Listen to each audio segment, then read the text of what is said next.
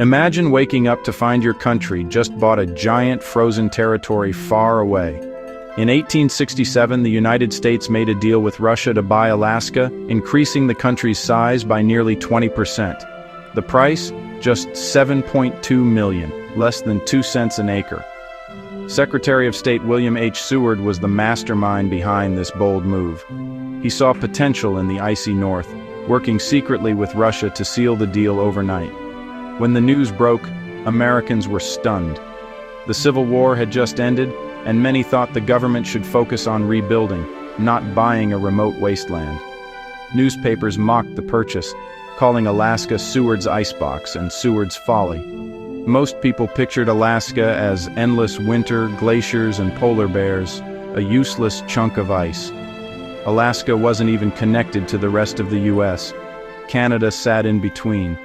The purchase seemed senseless, and Seward faced harsh criticism for what many saw as a foolish decision. Few could imagine that this mysterious, distant land would ever be valuable. For most Americans, Alaska was a place they couldn't even find on a map. The idea that it could ever matter seemed laughable. Alaska is far more than a frozen wasteland. Its name, from the Aleut word Alyeska, means the Great Land, and it fits. Alaska is over twice the size of Texas, with a coastline longer than all other U.S. states combined. Its landscape is dramatic, towering mountains, vast forests, and millions of lakes. Denali, North America's tallest peak, rises above 20,000 feet. Alaska's rivers and glaciers shape breathtaking scenery, while its forests and waters teem with life. Beneath the surface lie minerals like copper and silver, and its fisheries are among the world's richest. Wildlife abounds: grizzlies, caribou, moose, and bald eagles. Even in the 1860s, fur traders and whalers knew the region's resources were valuable. But most Americans couldn't see past the stereotype of endless ice to the true riches of the Great Land. Why did Russia sell Alaska? The answer: money and strategy.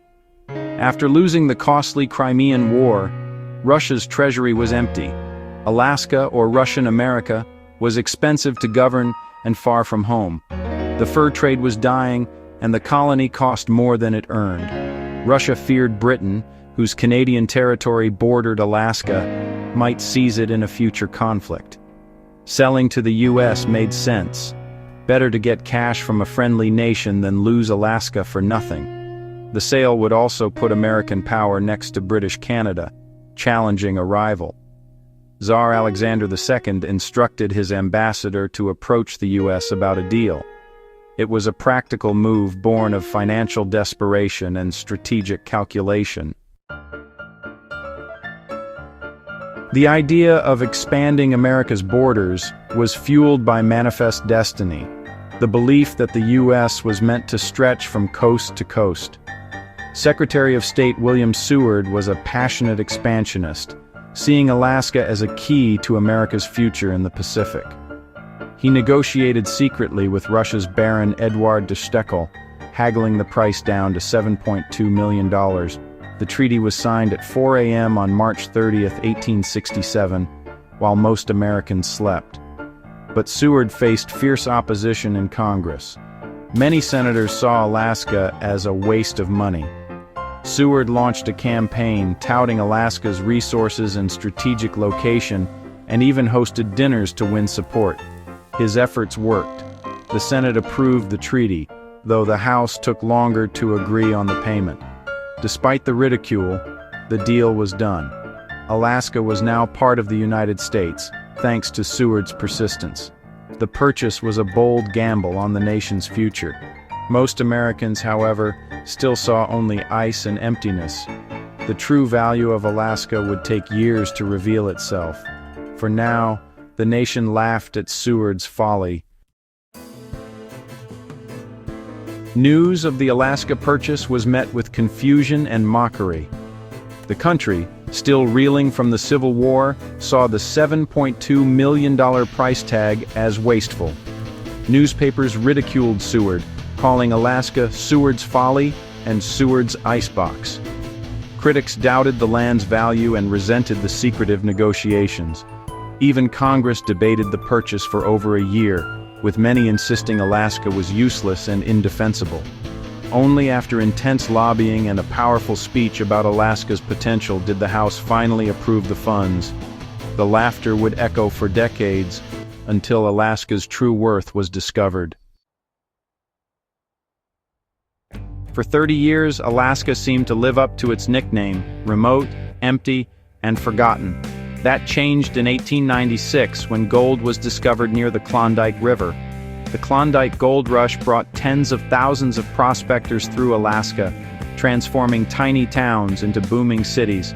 Soon, gold was found within Alaska itself, in Nome and Fairbanks. The territory that cost $7.2 million produced hundreds of millions in gold, silencing the critics. Alaska's reputation shifted from folly to fortune. In the 20th century, another treasure was found: oil. The 1968 discovery of the Prudhoe Bay oil field, North America's largest, sparked a new boom. The Trans-Alaska Pipeline was built, bringing oil wealth and development. Alaska became one of the richest states, its resources paying for the purchase many times over. Gold and oil proved Seward's vision right. The icebox was now a treasure chest. Alaska's true value was finally undeniable. Alaska's value isn't just in gold and oil, it's also strategic. During World War II, Japan invaded Alaska's Aleutian Islands, making clear its importance to U.S. defense. The U.S. rushed to build bases, airfields, and the Alaska Highway, transforming the territory. After the war, the Cold War put Alaska on the front lines just 55 miles from Russia. The U.S. built radar stations, the DW line, to detect Soviet attacks. Alaska became a critical military outpost, protecting the nation's northern flank. Today, its strategic role continues. Alaska hosts advanced missile defense systems and serves as a training ground for cold weather operations. As Arctic ice melts, its location grows even more important for shipping and security. Once seen as a remote outpost, Alaska is now a guardian of the North. Its position is vital to America's defense and future. The land once mocked as useless is now indispensable. Alaska's story is one of transformation and strategic power. Looking back, Alaska's purchase stands as one of America's greatest bargains.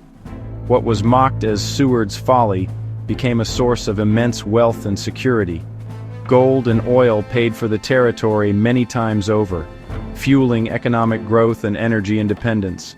Alaska's resources, beauty, and strategic location have made it essential to the nation. William Seward's vision, once ridiculed, proved wise and bold. He saw beyond the ice to a future of opportunity. Alaska now provides seafood, minerals, timber, and a shield for America's north. Its wild beauty draws visitors from around the world. The story of Alaska is a lesson in long-term thinking and the power of vision. The land everyone laughed at is now a treasured part of the United States.